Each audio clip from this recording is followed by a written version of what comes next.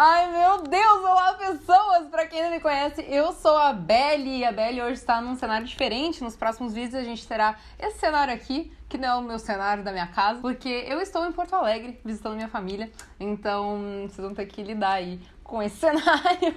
Cá estou eu para falarmos do nosso querido bruxão The Witcher. Finalmente essa série saiu na Netflix. Esperei por muito tempo, estava muito ansiosa. Então se você é novo por aqui, já se inscreve aí embaixo, não esquece de ativar o sininho. Se você é velho por aqui, vê aí se o sininho tá ativo. E de deixar seu like, obviamente, porque ele é muito importante, tá? Manda pros amiguinhos que ainda não conhecem o canal e ajude a nossa comunidade a crescer. Gente, talvez a iluminação oscile um pouco, porque eu tô gravando com luz natural. Inclusive está um calor proveniente do inferno nessa cidade, mas enfim. Eu tô gravando com luz natural, não tinha como eu trazer todo o meu equipamento de iluminação, então talvez o vídeo comece com uma luz, fique com outra, mas o céu tá meio sem nuvens, então talvez fique estável. Vamos começar esse vídeo não comparando essa série com Game of Thrones, pelo amor de Deus. Chega de manchete falando que não é a nova Game of Thrones ou é a nova Game of Thrones. Gente, cada série no seu quadrado, entendeu? Só porque são duas produções de fantasia aí que se passam na Idade Média, não quer dizer que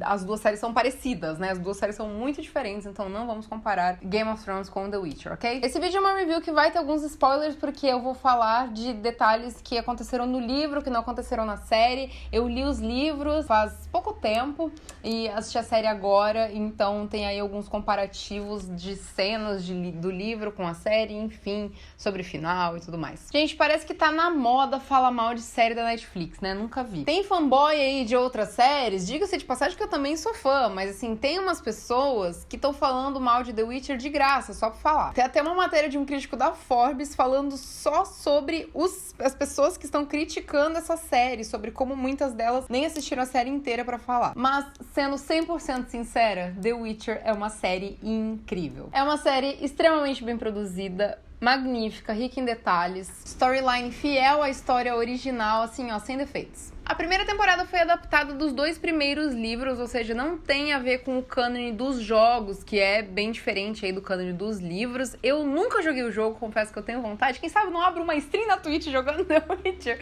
Mas eu nunca joguei The Witcher, tenho curiosidade de jogar, mas a série foi baseada nos 2 primeiros livros, que é O Último Desejo e A Espada do Destino. Esses 2 livros são compostos de histórias curtas, ou seja, elas não têm exatamente uma ligação entre uma e outra. A função delas é apresentar você a personagens e as situações pelas quais os personagens passaram, sem exatamente ter uma ligação certinha, uma coisa linear entre uma e outra. E na série foi feito um trabalho muito interessante de amarração dessas histórias. Os personagens transitavam entre 3 linhas temporais que, ao mesmo tempo que eles contavam esses contos aí que a gente leu nos livros, também nós tínhamos a história sendo vivida no presente. Talvez inicialmente a série tenha sido um pouco confusa para quem nunca leu os livros ou nunca jogou o jogo, mas a ideia desses contos e desses episódios é justamente de apresentação de personagens mesmo, não apresentando um por um numa ordem super certinho, porque o livro também faz isso com você, ele simplesmente joga você no universo e você aos poucos vai descobrindo o que vai acontecendo.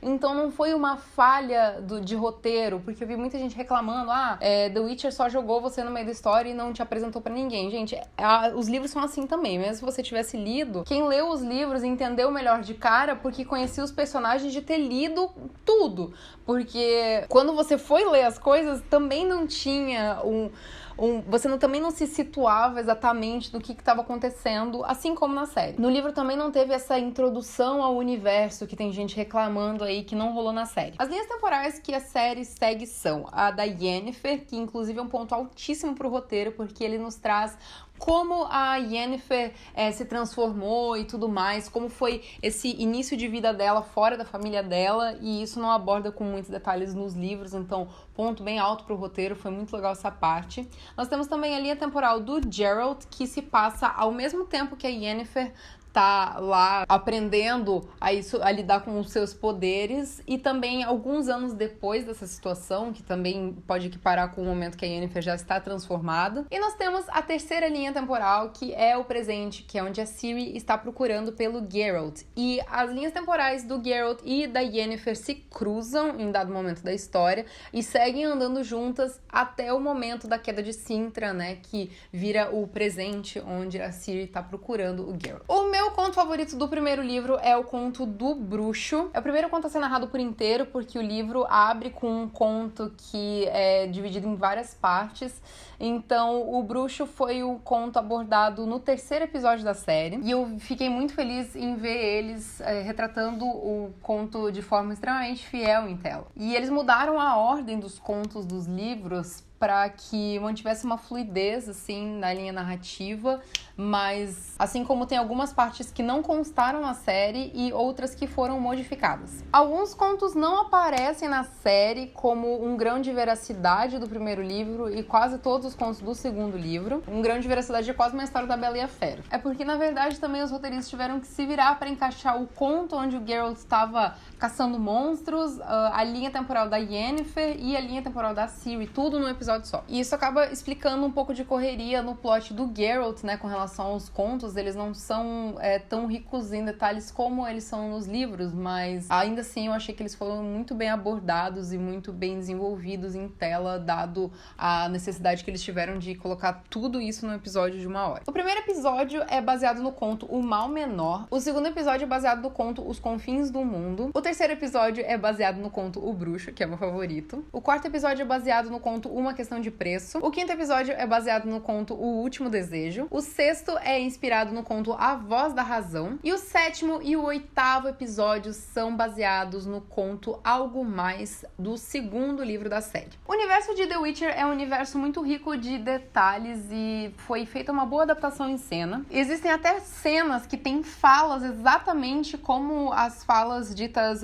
nos livros, né, nos contos, mas também aconteceram coisas como, por exemplo, a Triss foi colocada na série como uma personagem normal ali, que estava só vivendo a vida dela, sendo que nos livros e no game também ela é uma personagem mais importante, ela nutre uma paixão não correspondida pelo Geralt e tudo mais. Eu vi algumas pessoas reclamarem na internet também que não deviam ter inserido a Ciri agora na série, mas se vocês notarem bem, a única linha temporal contínua nessa primeira temporada foi justamente a da Ciri, e sem isso a série teria sido uma bagunça. Pra quem não é conectado com os livros ou com o jogo, foi importante colocarem um objeto de interesse pro Geralt. Assim, todo mundo que tava assistindo queria saber se ele ia ou não encontrar a Ciri no final da primeira temporada, né, deixando assim também um cliffhanger bem grande pra questão da Yennefer. Eu confesso que o reencontro da Ciri com o Geralt no livro é bem mais emocionante. Eles têm um diálogo muito bonito que eles não fizeram isso na série.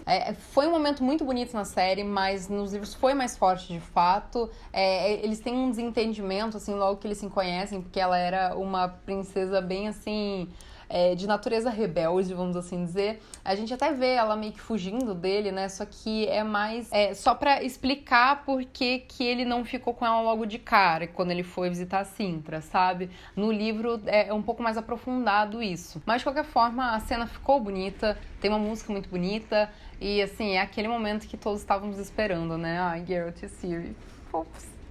Sobre as questões técnicas da série, ela foi filmada boa parte no leste europeu, tendo suas maiores locações na Hungria. Castelos lindíssimos, cenários detalhados, assim, trouxeram uma riqueza visual pra série. O CGI foi muito bem feito, inclusive nas cenas com o dragão, eu fiquei muito curiosa pra saber como que isso ia ser. Eu gostaria de, nas próximas temporadas, ver esse dragão mais de perto, né, que a gente sabe que o quanto mais próximo tá da criatura do CGI, maior tem que ser o orçamento da série. Então eu espero que a Netflix consiga ter um orçamento maior para a segunda temporada, para as próximas temporadas, pra gente ver com maior detalhamento essas criaturas. Até o Dany mesmo tava incrível quando ele ainda tinha aquela cabeça de ouriço. Eu já li os livros imaginando o Henry Cavill como Geralt, mas eu mesmo assim me surpreendi com a atuação dele, porque o Geralt também não é exatamente aquele cara mais expressivo do mundo. Eu achei que dentro das possibilidades o Henry fez um trabalho bem legal. O papel caiu muito bem pra ele e teve um painel, né, com ele na CCXP da Netflix, eu tava lá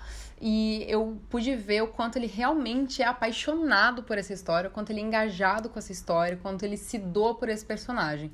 Então, assim, ele é merecedor do papel e eu achei que ele desempenhou ele muito bem. A caracterização dele foi ótima e, inclusive, de todos os personagens também a caracterização muito boa, mas eu queria também fazer, apontar aqui que A Anya, que é a atriz que interpreta a Yennefer, é incrível pra mim, ela roubou o show pra ela. Ela é maravilhosa, coitada, ela sofreu várias críticas porque a Yennefer é descrita como uma moça muito branca, a.k.a. Isabelle Rendes.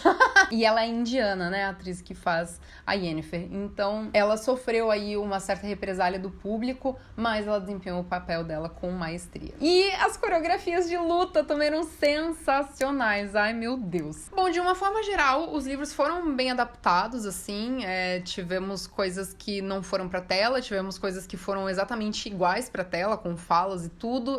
Coisas que eu digo que não foi pra tela alguns contos, assim, porque os que foram pra tela, eles foram bem adaptados, eles tiveram uma boa roteirização deles. E se fosse pra adaptar a série de forma a introduzir os personagens individualmente, ia fugir da obra original. O trabalho de construção de uma linha temporal pra amarrar esses contos foi muito bom, até porque a história linear em si só começa depois desses contos, né? Não fez falta pra narrativa nós não termos alguns contos, quem sabe eles abordem eles mais pra frente. Acho difícil, porque provavelmente a partir da segunda temporada eles vão abordar o terceiro livro e a gente já tem uma linearidade de acontecimentos, talvez seja episódios assim esporádicos de algum acontecimento de algum dos contos. Eu tô curiosa pra ver o desenvolvimento do Vilgefortz como o cara malvado, porque no livro ele faz a maior parte do trabalho na Batalha de Soden e na série ele só fez uma magia louca lá e apagou. Então, assim, eu quero ver aonde que tá todo esse poder que ele tem no livro, se ele vai ser de fato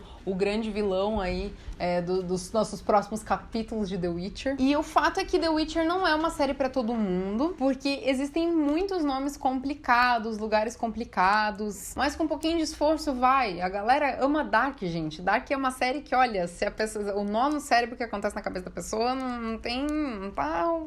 Vocês entenderam. The Witcher é uma série que promete ser grandiosa, se não a maior série do mundo, tendo em vista que nós estamos bem órfãos de uma boa série de fantasia. Por mim, a Netflix tinha lançado um episódio por semana pra manter uma hype aí por um bom tempo, como se fosse lançamento de TV mesmo. Acho que seria legal se eles tivessem feito isso, mas eu acho que The Witcher promete muito, é uma série que tem tudo pra ser incrível. Lembrando que grandiosíssimas séries aí, que tem muita gente comparando, não foram séries que logo na primeira temporada conquistaram o coração do público, assim, loucamente.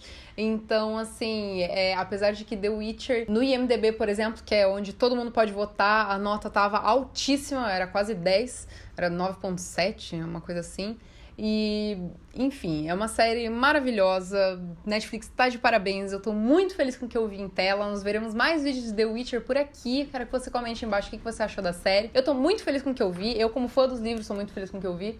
Então, é isso aí. Um beijo pra vocês e até a próxima. Gente, se vocês têm alguma dúvida com relação à série, com relação a algo que vocês acharam que não ficou bem explicado, pode comentar aí embaixo que eu vou responder com prazer. Ou algum outro fã de The Witcher que queira responder, essa pessoa está convocado. Convoco todos os bruxos para ajudarmos a responder as dúvidas de quem não entendeu alguma parte ou ficou com alguma questão em aberto com relação à série, fechou?